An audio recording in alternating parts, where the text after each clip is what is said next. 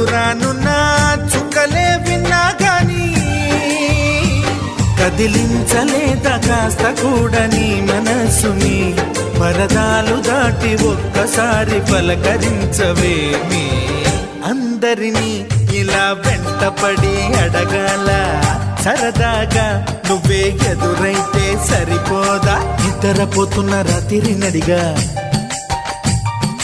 గుడికి చేరిన గువ్వల నడిగా